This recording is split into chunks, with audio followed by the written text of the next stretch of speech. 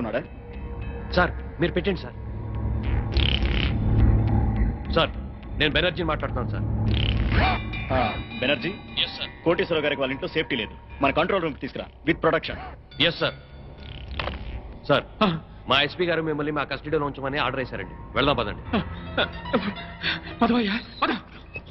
Raghu sir అందరిని follow అవ్వమని చెప్పు. Come on. Yes sir. Constable రండి, ఫాలో మీ. Yes sir. మీరు ఎక్కండి సార్. త్వరగా.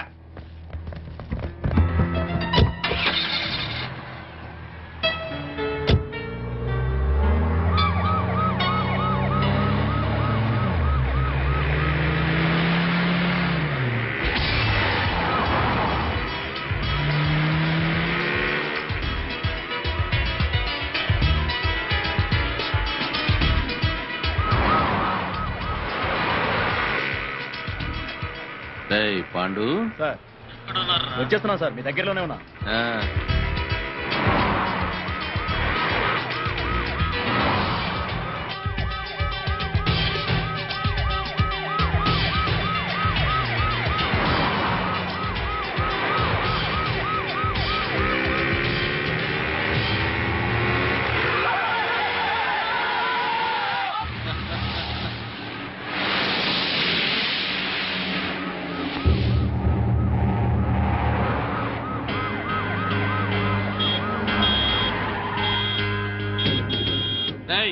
ఏమిట్రా రోడ్డు గడ్డంగా ఆపావు? ఆపలేదు సార్, ఆగిపోయింది. సర్లే తొందరగా. అలాగే సార్. 420. Yes sir. వెనకాల 9999 వస్తుందని చూడు. వస్తుంది సార్, మనల్ని ఫాలో అవుతుంది. అప్పుడప్పుడు చూస్తూ ఉండు.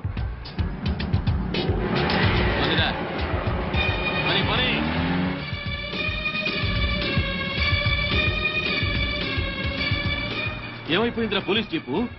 కనపడదే? అదే అర్థం కావట్లేదు సార్.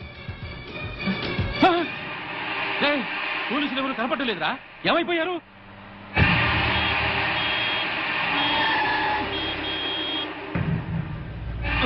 మళ్ళీ వీడేవట్రా రోడ్డుకి అడ్డంగా పెట్టాడు? ఇదేమన్నా పార్కింగ్ నీ బాబుగారు రోడ్డు అనుకున్నావా? పూరంలోకి ఆక్రమించావేట్రా? ఏంద్రా ఏ వినపట్లా? ఏంది అట్టా చూస్తానా?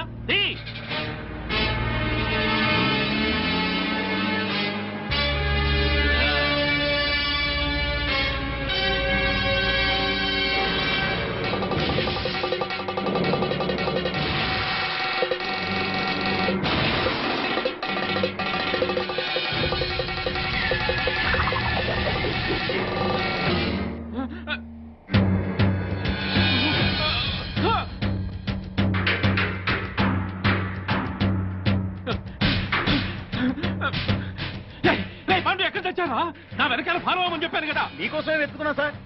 ఎక్కడున్నా సార్? నేను ఈ అల్యూమినియం ఫ్యాక్టరీ దగ్గర ఉన్నాను. తొందరగా వచ్చావని.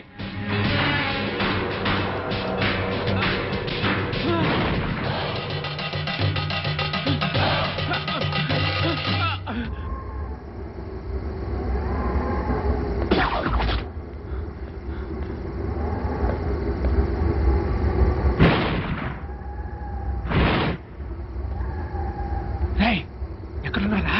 మీరెక్కడున్నారు సార్? ఫ్యాక్టరీ లోపల ఉన్నా.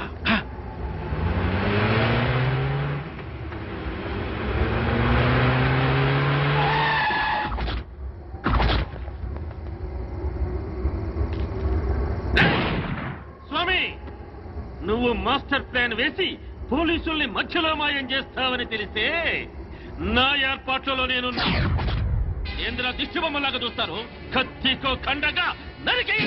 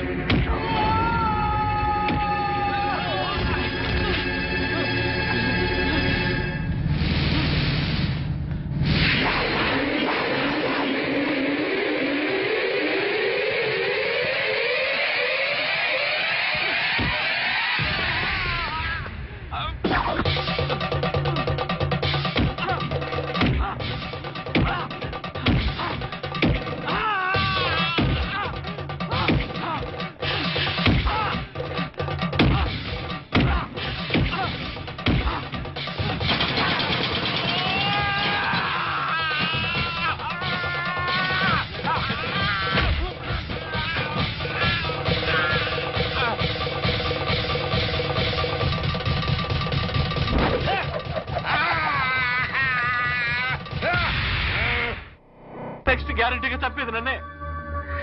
నీ మాట విని ఆ పోస్ట్ మార్టం రిపోర్ట్ తప్పుగా రాసిచ్చి నా ప్రాణం మీదకి తెచ్చుకున్నాను రా. వినపడుతుందా? ఇప్పుడు నేను కాపాడవలసిన బాధ్యత కూడా నీ మీద ఉన్నవరే ఉమాపతి. నన్ను కాపాడరా. సరేరా, ఇప్పటిదాకా ఈ కేసులో నా మాట విన్నావు కాబట్టి ఇప్పుడు కూడా నా మాట విని వెంటనే వెళ్ళి ప్రెస్ మీట్ పెట్టు. ప్రెస్ మీటా? ప్రెస్ మీట్ ఏమిట్రా? ఎస్, నేనిచ్చిన పోస్ట్ మార్టం రిపోర్ట్ కరెక్ట్ అయింది కాదు, మిస్టేకన్ ఐడెంటిటీ అని చెప్పి చెప్తే మన వాళ్ళని మర్డర్ చేసిన కేసులని ఆ మొగుడు పెళ్ళాల మీదకి రావాలంటే చనిపోయింది సీతా గీతలను రుజువు చేస్తే చాలరా, వెంటనే మన లోపల. మిస్టేకెన్ ఐడెంటిటీ మూలంగా పోస్ట్ మార్టం రిపోర్ట్ విషయంలో పెద్ద పొరపాటే జరిగిపోయింది. నర్సాపూర్ ఫారెస్ట్ లో హత్యగాయింపబడింది 35 సంవత్సరాలున్న ఆడవాడు కాదు, 17-18 సంవత్సరాలున్న ఆడపిల్లలు. అయితే చనిపోయింది మెడిసిన్ స్టూడెంట్ సీతాగీతలు అయి ఉంటారా సార్? 100%, 100కి 100 చనిపోయింది సీతా గీతలే. No doubt about it. నా వలన జరిగిన ఈ పొరపాటును క్షమించమని ప్రజలను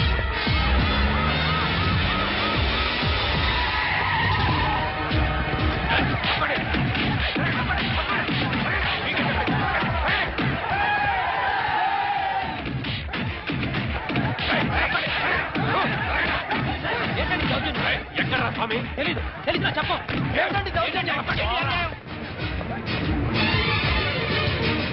ఎక్కడే నీ మొగుడు?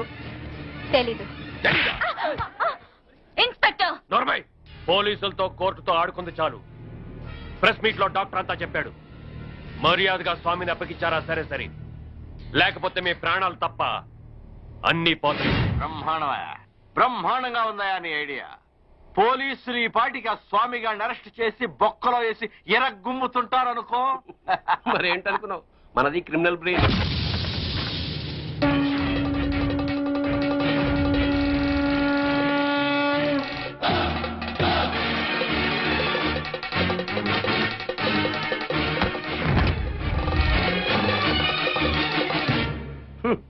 నీ క్రిమినల్ బ్రెయిన్ తోనే ఈ సుబ్బారెడ్డి ప్రెస్ మీట్ పెట్టాడు.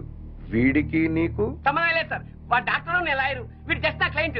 పైగా వాడి క్యాష్ వేరు, నా క్యాష్ వేరు. ఈ కేసులో నిన్ను లాయర్ గా పెట్టుకుంటాను. అప్పుడు నేను నీ క్లయింట్నేగా. ఖచ్చితంగా నా క్లయింట్ అయిపోతారు సార్. అప్పుడు నన్ను కోర్టులో నిర్దోషిగా నిరూపించాల్సిన బాధ్యత నీదేగా. కాదని ఎవరు చెప్పారు సార్? అసలు మిమ్మల్ని హంతకులన్న వేధవులు ఎవరండి? మీకు ఆ హత్యలకి ఎటువంటి సంబంధం లేదు లేదు లేదు. ఇదే మాట రేపు కోర్టులో చెప్పడం ఏమిటి సార్? మిమ్మల్ని నిర్దోషిగా నిరూపిస్తాను. మాట నిలబెట్టుకో. దిగారు మెట్ల కింద. వాడిని నువ్వు బయటికి తీసుకురావడం ఏమిటిరా? వాడా? నా క్లయింట్ పట్టుకుని వాడు వీడు అంటావురా? అసలు సామంటే ఎవరనుకున్నారా? ఎవరనుకున్నావు? సామంటే సాక్షాత్ శంకరాచార్య, ఈయనే మహాత్మా గాంధీ, ఈయనే గౌతమ బుద్ధుడు, ఈయనే స్వామి వివేకానంద. ఆయన శ్రీమతి ఎవరనుకుంటున్నావు? ఎవర్రా? మానవతామూర్తి, మానవతామూర్తి, మానవతామూర్తి, మానవతామూర్తి, మానవతామూర్తి, మానవతామూర్తి. మానవతామూర్తి. అవును సార్, ఈ హత్యలకి నా క్లయింట్లు వేణుగోపాల స్వామి, కనక మహాలక్ష్ములకి ఎటువంటి సంబంధము లేదు. నా క్లయింట్లు నిర్దోషులు సార్. పోలీసులు వీళ్ల మీద తప్పుడు కేసులు బనాయించి అనవసరంగా కోర్టుకి ఇచ్చారు. బియ్యంలో రాళ్లు కలిపితేనే నేరం అనుకునే ఈ దంపతులు అసలు మనుషుల ప్రాణాలని ఎలా తీయగలరు సార్? ఇంతకు ముందు కేసుల్లో ఈ దంపతులకు నువ్వు వ్యతిరేకంగా వాదించావు కదయ్యా. పైగా ఆనంద్, కోటేశ్వరరావు, బాపినేని గారు నిర్దోషులన్నావు. అప్పుడు ఆ కేసులో వాళ్ళది న్యాయం అనిపించింది సార్. ఇప్పుడు ఈ కేసులో వీళ్ళది న్యాయం అనిపిస్తోంది. న్యాయం ఎటుంటే నేను అటే ఉంటాను కదా సార్. తప్పులేదు. Proceed. Thank you sir. Driver Yadagiri, Anand, Koteswararao, Bapineedu హత్యలకి నా క్లయింట్స్ కి ఎటువంటి సంబంధం లేదు సార్. కావాలనే ఈ పోలీసులు నా క్లయింట్ల మీద లేనిపోని ఆరోపణలతో కోర్టుని తప్పుదారి పట్టిస్తున్నారు సార్. సంబంధం లేదని అంత గట్టిగా ఎలా చెప్తున్నారు? సాక్ష్యం ఉండాలి కదా. సాక్ష్యం లేకుండా ఎలాగ సార్? అసలు కోర్టు వారికి కావాల్సిందే అది కదా. నమస్కారం సార్. ఇంతకు ముందు సీతాగీతల హత్య కేసులో పోస్ట్ మార్టం రిపోర్ట్ ఇచ్చిన డాక్టర్ నేనే సార్. ఆయన ఆ డెడ్ బాడీ సీతాగీతలవి కావని, 35 ఏళ్ల వయసున్న వేరే ఆడవాడమని ఇదే కోర్టులో రిపోర్ట్ సబ్మిట్ చేశాను సార్. Yes yes. ఆ డెడ్ బాడీ సీతాగీతలవి కావని చెప్పడానికి వచ్చాను సార్. ఏమిటయ్యా, నీ వల్లే కదా ఈ కేసు మళ్ళీ మోసుకొచ్చింది. చనిపోయింది 35 ఏళ్ల వయసున్న వాళ్ళు కాదు, 18 ఏళ్ల వయసున్న వాళ్ళు అని నిన్న ప్రెస్కి నువ్వే కదా చెప్పావు. చెప్పాను సార్. అలా చెప్పాల్సి వచ్చింది సార్. ఈ పోలీసులు నన్ను కొట్టి చిత్రహింసలు పెట్టి ఆ రకంగా చెప్పించారు సార్. కావాలంటే చూడండి సార్. చూడండి సార్, చూడండి సార్, ఎలా కొట్టారో చూడండి సార్. సార్ ఆయన చెప్పేదంతా అబద్ధం సార్, మాకేం తెలీదు. కొట్టామని ఎప్పుడైనా ఒప్పుకున్నారా మీరు?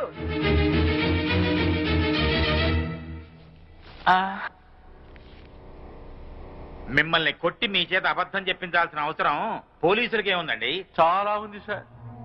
మీరేమో నేరస్తులైన సీతాగీతల్ని పట్టుకోమని పోలీసుల మీద ఒత్తిడి చేస్తున్నారు. వాళ్లేమో అడవిలో వీరప్పని దగ్గర ఉన్నారు.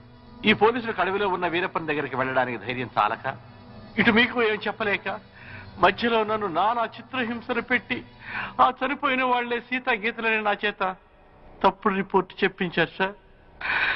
ఐఎమ్ సారీ సార్, క్షమించండి సార్.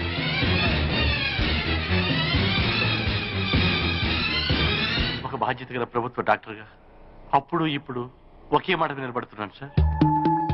కోర్టు ముందు ప్రవేశపెట్టిన డాక్టర్ గారి సాక్ష్యాన్ని పరిగణనలోకి తీసుకుని కోర్టుని తప్పుదారి పట్టించిన ఈ ఇన్స్పెక్టర్ మీద, ఎస్ఐ మీద చర్యలు తీసుకుంటూ అమాయకులైన నా క్లయింట్లకి న్యాయం జరిపించవలసిందిగా కోర్టు వారిని సవినయంగా కోరుకుంటుంది.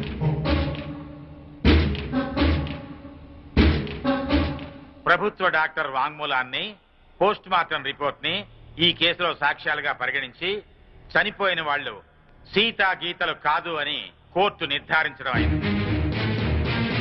డ్యూటీని సక్రమంగా చేయని పోలీసుల్ని గట్టిగా మందలిస్తూ అడవిలో ఉన్న సీతా గీతల్ని వెంటనే పట్టుకోవాల్సిందిగా పోలీస్ డిపార్ట్మెంట్ ని ఆదేశించడం అయింది. ఈ కేసులో స్వామి కనకమహాలక్ష్మి నిర్దోషులు అని తీర్పు చెప్పడం అయింది.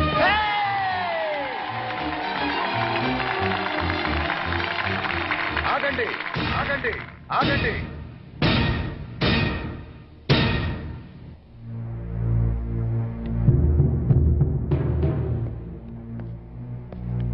సార్, ఎస్ ఈ కేసులో నేను నా భార్య నిర్దోషులమేగా?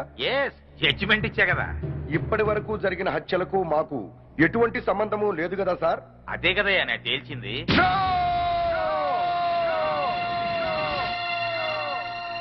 ఆ భగవంతుని సాక్షిగా, ఈ న్యాయస్థానం సాక్షిగా అసలు నిజం చెప్తున్నాను సార్. ఈ హత్యలన్నీ నేనే చేశాను.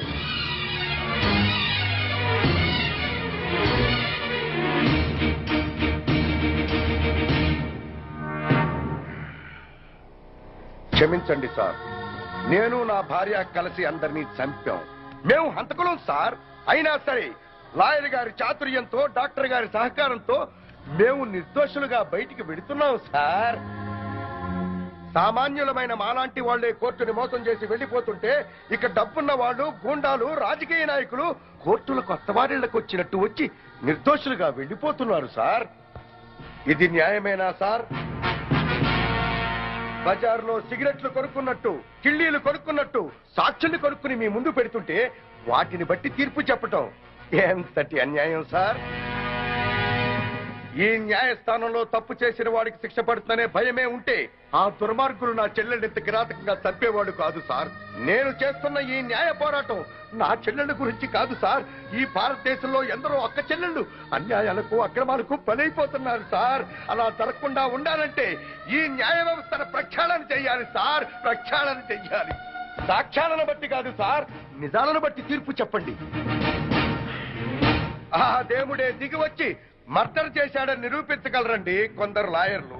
తాము వాదించేది తప్పని తెలిసి కూడా న్యాయస్థానాన్ని తప్పుదారి పట్టిస్తున్న ఆ న్యాయవాదులకు వేయండి సార్ శిక్ష. భారతదేశంలో ఏ రాజకీయ నాయకుడు ఈ కోర్టుకొచ్చి దోషిగా బయటికి వెళ్ళట్లేదు సార్. కింది కోర్టులో శిక్ష పడ్డ పై కోర్టుకు వెళుతున్నాడు, పెద్ద లాయర్ని పెట్టుకుంటున్నాడు, నిర్దోషిగా బయటికి వెళ్ళిపోతున్నాడు సార్. అంటే మన దేశంలో రాజకీయ నాయకులంతా ఉత్తములేనా? ఒక్కడు కూడా తప్పు చేయలేదా? ఒక నోటు కట్ట పడేస్తే మన ప్రథమ పౌరుడైన రాష్ట్రపతిని అరెస్ట్ చేయమని ఆర్డర్ పాస్ చేసే న్యాయస్థానాలు ఇక్కడ ఉన్నాయి సార్. ఇక సామాన్యుడి పరిస్థితి ఏమిటి సార్? ఈ న్యాయ న్యాయాలు ఈ చట్టాలు ఇలాగే ఉంటే ఆడబడుచులు నిండుగా ముసుగేసుకుని ఇంట్లో తాళం వేసి కూర్చున్న మానభంగం చేసి వెళ్ళిపోతారు సార్ ఈ దుర్మార్గులు. అదే చట్టం న్యాయం బలంగా ఉంటే ఒక ఆడబడుచు ఒంటరిగా రోడ్డు మీద వెళుతున్నా కన్నెత్తి చూడటానికి భయపడతారు సార్.